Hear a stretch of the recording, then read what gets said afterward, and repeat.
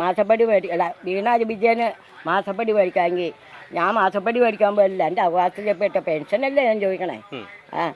എൻ്റെ പെൻഷൻ എൻ്റെ എന്ന് പറഞ്ഞാൽ ഒരു ആൾക്കും കൊടുത്തിട്ടില്ല. 5 മാസത്തെ പെൻഷനേ ചോദിക്കണേ. അപ്പം ഞങ്ങൾക്ക് നല്ലൊരു ക്രിസ്മസ് വരുവാ. ഞങ്ങൾക്ക് ഉണ്ട് ഈ കഞ്ഞി കുടിക്കാനും ഇറച്ചിക്കറി കൂട്ടാനൊക്കെ ആഗ്രഹമുണ്ട്. അത് രാഷ്ട്രീയം എന്ന് പറഞ്ഞാൽ രാഷ്ട്രീയം അത് പിണറായിയുടെ കൂട്ടരാ രാഷ്ട്രീയം കളിക്കുന്നത്. പിന്നെ പറയുന്നു എന്നാ കോൺഗ്രസ്സുകാരിയാന്ന് തോന്നുന്നു. എനിക്ക് ഈ വിജയൻ്റെ ഈ മുഖ്യമന്ത്രി പിണറായി വിജയൻ്റെ അനുവാദമൊന്നും വേണ്ട. എനിക്ക് അതിൻ്റെ സർട്ടിഫിക്കറ്റും വേണ്ട. അത് എനിക്ക് ഇഷ്ടമുള്ള പാർട്ടി പോകും. അത് തടയാൻ പോരണ്ട. അത് നടക്കാനും പോണില്ല. അത് മുഖ്യമന്ത്രി ആയത് ഞങ്ങളെ രാഷ്ട്രീയം പഠിപ്പിക്കുകയൊന്നും വേണ്ട. അത് തന്നെയല്ല ഞങ്ങൾ വലഞ്ഞു. ഒരു കടയിൽ ഒരു സാധനം മേടിക്കാൻ നിവൃത്തിയില്ല. തീ പിടിച്ച വില. മാവേലി സ്റ്റോറിലാണെങ്കിൽ ഒന്നുമില്ല. റേഷൻ കടയിലൊന്നുമില്ല. അപ്പം ഈ രീതിയിൽ നടത്തിയ ഈ വിനോദയാത്ര നടത്തും. ഒരു ഉപ്പും മുളകും മേടിക്കാൻ റോഡിൽ ഇറങ്ങാനും പറ്റിയല്ല. അവരുടെ ഗുണ്ടകളുടെ കളിയാണ്. അപ്പോൾ കല്ലെടുക്കണം, വാളെടുക്കണം. ഈ പിണറായി ഈ വിനോദയാത്ര തുടങ്ങിയ പിന്നെ വഴിയിൽ നടക്കാൻ നിവൃത്തിയില്ല. അപ്പോൾ ഇത് രാഷ്ട്രീയം എന്ന് പറഞ്ഞാൽ അല്ലെങ്കിൽ നമുക്ക് ഇവിടെ വാർത്തയിൽ കാണാമല്ലോ, വീടുകൾ തകർക്കൽ, ആൾക്കാരെ തല്ലി തകർക്കൽ, ചെത്തത്തി മുക്കണ, ഇതെല്ലാം രാഷ്ട്രീയമാണോ? രാഷ്ട്രീയമാണ്. എൻ്റെ ഒന്ന് പിടിച്ച് കാണിക്കുക ആരാ ചോര പിടിക്കുകയെന്ന്. സർക്കാരിന്റെ പൈസ ഇല്ല നിങ്ങളെപ്പോലുള്ളവർക്ക് പെൻഷൻ നൽകാനാണോ പറഞ്ഞത്? ഇല്ലെങ്കിൽ ഇറങ്ങിപ്പോട്ടെ. ഈ ബക്കറ്റ് പിരിവ് നടത്തിയിട്ടുണ്ട്. ഈ കാണാവുന്ന കടകൾ തോറും ബക്കറ്റ് കൊണ്ട് കയറി 1000 രൂപ കൊടുത്ത് അവർക്ക് 10,000 20,000 ഒരേ കടയിൽ ചോദിക്കണം ബക്കറ്റ് പിരിവ്. ആ ബക്കറ്റ് പിരിവ് കൊടുത്തില്ല, കട തകർക്കും.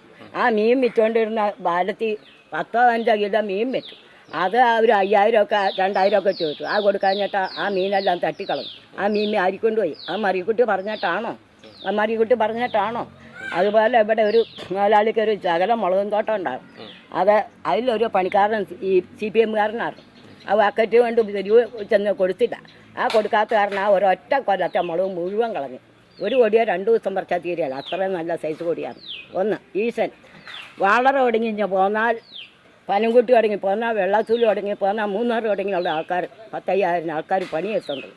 ഇതുപോലെ ബക്കറ്റ് ബില്ല് നടത്തി അവർ കൊടുക്കാതെ വന്നു. കൊടുത്തിട്ട് അത് തൃപ്തിയാകുന്നില്ല. ലാസ്റ്റ് അവരുടെ വീട്ടിലേക്ക് ജാതിയാൻ പോയി. അവിടെ കോൺഗ്രസ് അവിടെ നിയന്ത്രിച്ചിട്ട് നിൽക്കാഞ്ഞിട്ട് BJP-ക്കാർ അവരെ രക്ഷിച്ചത്. BJP-ക്കാർ അവിടെ നിന്ന് ഇവർ പിന്നെ വീട് തീർക്കാൻ കിട്ടാഞ്ഞിട്ടാണ് പിന്നെ അവർ ഓഫീസിലേക്ക് ഒരു കൊല്ലത്തോളം പന്തലിട്ട് കിടന്നു. ഒരു കൊല്ലം ആ കമ്പനി തകർത്തു.